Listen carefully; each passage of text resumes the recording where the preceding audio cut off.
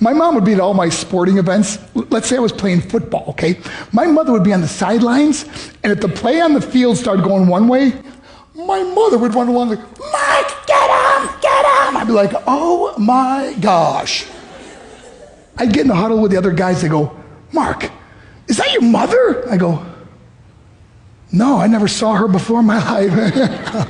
See, the greatest gift my mother ever gave me, she believed in me. I have overdosed on drugs on 3 occasions where I should have been dead. But I believe I was kept here for a reason.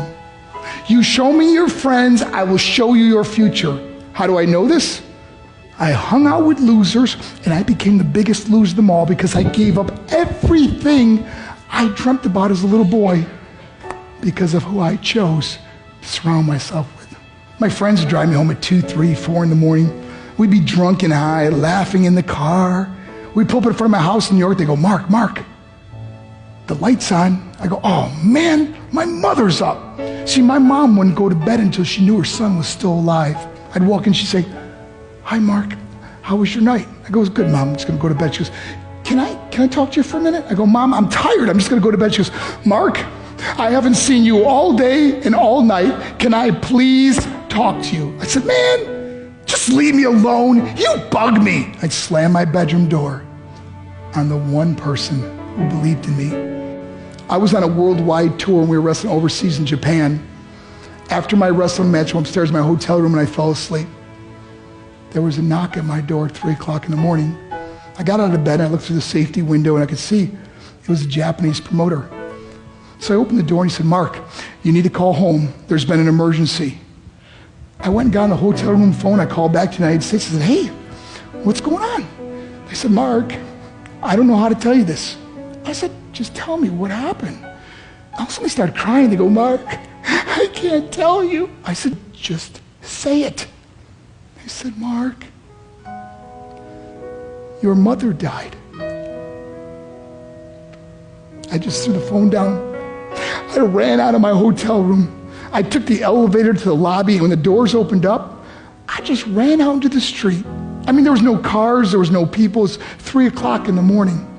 And I walked down the middle of a street in Hiroshima, Japan, and I remember looking up and just saying, Mom, I am so sorry. I flew home for her funeral, and I was so nervous to walk up to her casket, so I just stood way in the back.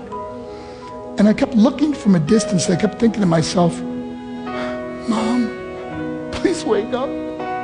Please get up. And then I finally got the nerve to walk up to her and just say, Mom, I am so sorry. I flew home for her funeral, and I was so nervous to walk up to her casket, so I just stood way in the back.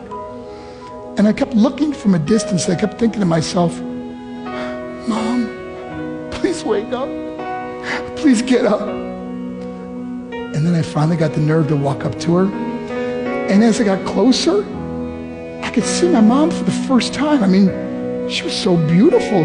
She was dressed in white. I mean, she looked like an angel. And I just stood over and I said, Mom, you are my hero.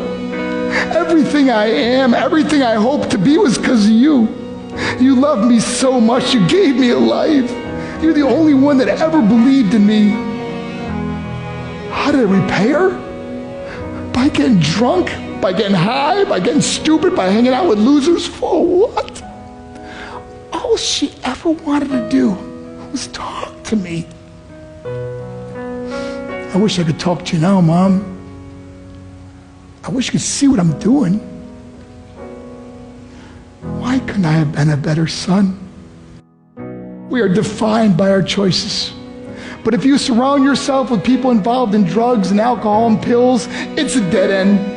I'm not here to preach to you. I'm here to tell you I lived that life. It leads to broken hearts, broken relationships, broken dreams, and death. For what? To get high? If you have a mother or a father, when you go home, tell them how much you love them. See, my whole life was about being rich and famous. I had to be a millionaire. I had to win the race. I had to win the race at the expense of my marriage, my family, my friends. For what? To be all alone in the world? I learned what is truly important, and that is how precious this gift of life is, and our families, and how quickly it can be taken away. See, I no longer live in time, I live in moments. See, it's not what's in your pocket that matters, it's what's in your heart that truly matters. Love is just a word until somebody comes along and gives it meaning. You're the meaning.